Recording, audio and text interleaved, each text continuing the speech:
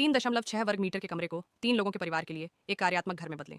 नन्हे जॉन ने बिना किसी शिकायत के हर दिन कड़ी मेहनत की। एक दिन उसके बॉस ने उसे उपहार के रूप में एक घर देकर उसे सरप्राइज देने का फैसला किया। उसका परिवार बहुत खुश होकर नाचने और जश्न मनाने लगा। उन्हें अपनी किस्मत पर विश्वास ही नहीं हो रहा था। लेकिन जब उन्होंने इसे देखा तो पता चला कि यह केवल 3.6 वर्ग मीटर का है। जगह इतनी छोटी है कि उसमें शायद ही कोई ताबूत आ सके। नियमित बिस्तर की तो बात ही छोड़िए। उसने अपनी पत्नी और बेटे के लिए एक साधारण बिस्तर बनाने की कोशिश की, लेकिन बेचारे नन्हे जॉन को हर रात रस्सी पर सोना पड़ता था। अपनी हर रात की गिरन पड़ने वाली नींद से थककर उसने जगह खाली करने और नए सिरे से रेनोवेशन करने का फैसला किया। सबसे पहले उसने बाथरूम और किचन एरिया की दीवारों पर टाइलें लगाई। टाइल्स का उपयोग करके उसने स्टोरेज के लिए लो कैबिनेट बनाए। उसने कोने में एक अंडर काउंटर सिंक लगाया और नीचे सभी बर्तनों को व्यवस्थित किया। स्लाइडिंग कैबिनेट दरवाजे कीमती जगह बचाते हैं, यहाँ हर इंच की कीमत है। उसके बगल में उसने एक इंटीग्रेटेड वॉशिंग मशीन फिट की जो कपड़े धोती और सुखाती है, ताकि परिवार उन्हें तुरंत पहन सके। चीज़ों को सरल रखने के लिए उसने ऊपर एक इंडक्शन कुकर रखा। उसके ऊपर उसने मसाले और प्रसाधन सामग्री, टॉयलेटरीज रखने के लिए एक वॉल कैबिनेट लगाया। उसने पानी की टंकी लगाने के लिए दीवारों में खांचे खोदे और दीवार पर लगा हुआ वॉल माउंटेड शौचालय स्थापित किया। अब नन्हा जॉन घर पर कुछ विलासिता का आनंद ले सकता है।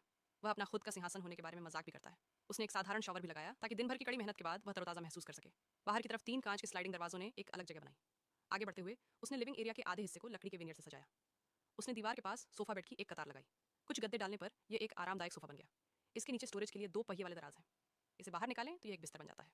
एक रजाई और तकिया जोड़ें और उसकी पत्नी एमिली आराम से सो सकती है। इसे वापस अंदर धकेलें और यह फिर से एक सोफा बन जाता है। एक तरफ के दराज में जॉन का सामान रहता है, जबकि दूसरे में एमिली का सामान। उन्होंने पत्रिकाओं को रखने के लिए सोफे के पीछे एक जगह बनाई। दीवार के पास एक छोटी सी जूतों की अलमारी बहुत जरूरी है। इसमें पूरे परिवार के जूते आ जाते हैं। ऊपरी कवर खोलें तो एक डाइनिंग टेबल बन जाती है।